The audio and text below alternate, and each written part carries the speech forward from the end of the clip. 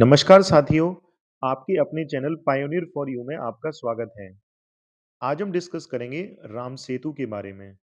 जी हाँ, वही राम सेतु जो हिंदुओं के अनुसार भगवान राम ने बनवाया था, मुस्लिमों के अनुसार आदम ने बनवाया था और ये भी जानेंगे कि इस पर वैज्ञानिक दृष्टिकोण क्या है।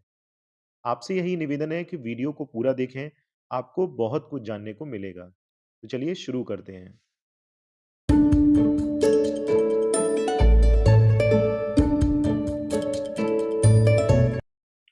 सबसे पहले जानते हैं कि हिंदू पक्ष का इस पर क्या मानना है।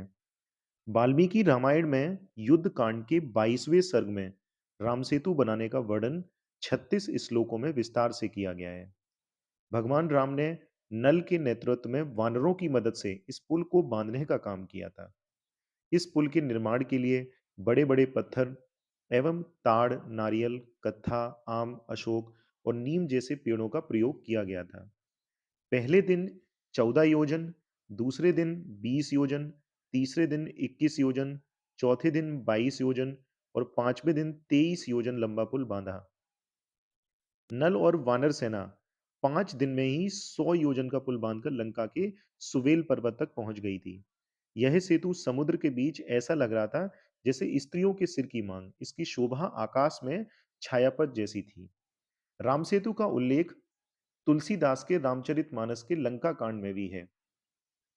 इसमें लिखा है, अति उतंग गिरि पादप लीलिहि लेहि उठाई, आनि देहि नल नीलिहि रचहि ते सेतु बनाई। इसका मतलब है, यानी वानर और भालू ऊंचे ऊंचे पर्वतों और पेड़ों को उखाड़ कर लाते और नल नील को देते। वे उन्हें गढ़कर सुंदर सेतु बनाते हैं।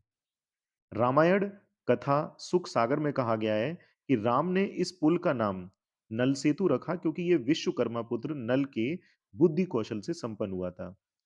स्कंद पुराण के सेतु महात्म्य में धनुषकोटि तीर्थ का भी उल्लेख है। दक्षिण में समुद्र तट पर जहां राम सेतु है, वहीं धनुषकोटि नाम का भी तीर्थ भी है। स्कंद पुराण की ही तरह विष्णु पुराण, अग्नि पुराण, ब्रह्म पुराण और कालिदास की रघुवंश में भी राम सेतु या नल सेतु का जिक्र हुआ है। अब ये जानते हैं कि मुस्लिमों के लिए ये आदम का ब्रिज कैसे है। इस्लाम में मान्यता है कि जन्नत से निकाले जाने के बाद पैगंबर आदम ने सबसे पहले श्रीलंका की एक चोटी पर कदम रखा था। कुरान में आदम का जिक्र 25 बार हुआ है। वो 90 फीट लंबे थे और उनके पैरों के निशान आज भी आदम की चोटी पर पाए जाते हैं। इस्लामिक स्कॉलर्स का मानना है कि आदम ने श्रीलंका से भारत आने के लिए एक पुल बनाया था। इसे ही आदम का पुल कहते हैं, जो कि कहां से कहां तक था, भारत का रामेश्वरम से श्रीलंका के मन्नार द्वीप तक, जो कि 48 किलोमीटर इसकी लंबाई है। ईसाई भी अब्राहिमिक धर्म है, इसलिए वो भी आदम की इसी कहानी पर भरोसा करते हैं। एडम्स ब्रिज भी ईस्ट इंडिया कंपनी के अधिकारियों का दिया नाम है। इसके अलावा राम सेतु का वर्णन किताबों और लेखों में भी मिलता है, जैसे कि नीदरलैंड में 1747 में बने मालाबार बोवन मैप में राम सेतु दिखाया गया है। इसका एक एडिशन आज भी तंजावुर के सरस्वती महल लाइब्रेरी में उपलब्ध है।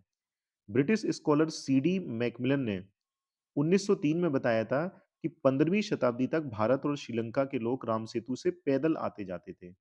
1480 में यह चक्रवात और तूफान की वजह से टूट गया और पानी में डूब गया। इसे अब भी पानी में 3 से 30 फीट नीचे देखा जा सकता है। जियोग्राफर ऑस्कर स्पैट लिखते हैं कि राम सेतु कोरल रीफ है, जो एक साथ ऊपर उठकर कोरल रॉक बन गए हैं। द गजेटियर ऑफ इंडिया में लिखा है कि भारत और श्रीलंका एक आधी डूबी पठार पट्टी से जुड़ते हैं, जिसे एडम ब्रिज कहते हैं। इंसाइक्लोपीडिया ब्रिटेनिका के मुताबिक आदम का पुल, जिसे राम सेतु भी कहते हैं, भारत के रामेश्वरम और श्रीलंका के मन्नार द्वीप के बीच उथले स्थानों की श्रृंखला है। अच्छा, इस पर वैज्ञानिक क्या सोचते हैं। वैज्ञानिक राम सेतु पर 3 थ्योरीज देते हैं। वो कौन कौन सी थ्योरीज हैं? Plate tectonics theory, coral reefs theory और लॉन्गशोर करंट और ड्रिफ्ट। चलिए इसके बारे में थोड़ा थोड़ा जान लेते हैं।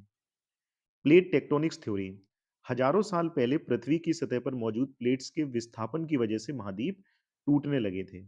इस दौरान भारत और श्रीलंका वाला हिस्सा टूटकर एक दूसरे के 45 डिग्री एंगल पर एंटी क्लॉकवाइज डायरेक्शन में रुक गया। भारत का धनुषकोडी और श्रीलंका का तलाई मन्नार इन प्लेट्स का एंड पॉइंट है। ये दोनों पॉइंट आज भी शोल्स चेन से जुड़े हुए हैं। दूसरी कहती है हमारी थ्योरी कोरल रीफ थ्योरी। इस ब्रिज पर कई जगह पानी में तैरने वाले पत्थर यानी फ्लोटिंग रॉक्स पाए गए। कोरल रीफ समुद्र के अंदर पाई जाने वाली कैल्शियम कार्बोनेट से बनी चट्टान होती हैं। ये समुद्री जीवों और पेड़ पौधों के अवशेष से बनती हैं। कार्बन डेटिंग से पता चलता है कि ये कोरल रीफ लगभग लगभग 7300 साल पुरानी है। कोरल रीफ में रेत जमा हो जाने से उथले पानी में पुल जैसा स्ट्रक्चर बन गया होगा, एक ये थ्योरी कहती है। तीसरी थ्योरी है जो कि वैज्ञानिक बताते हैं, लॉन्गशोर करंट और ड्रिफ्ट। राम सेतु के एक तरफ गल्फ ऑफ मन्नार है और दूसरी तरफ पाल्कवे। दोनों तरफ से आने वाली लहरें अपने साथ कुछ रेत भी ले आती हैं।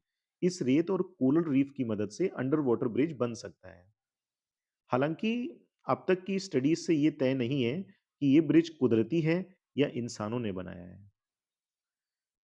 आशा करते हैं आपको ये छोटा सा सेशन जानकारी पूर्वक रहा होगा और आपको अच्छा लगा होगा। तो कृपया चैनल को सब्सक्राइब करें और वीडियो को ज़्यादा से ज़्यादा शेयर करें। धन्यवाद।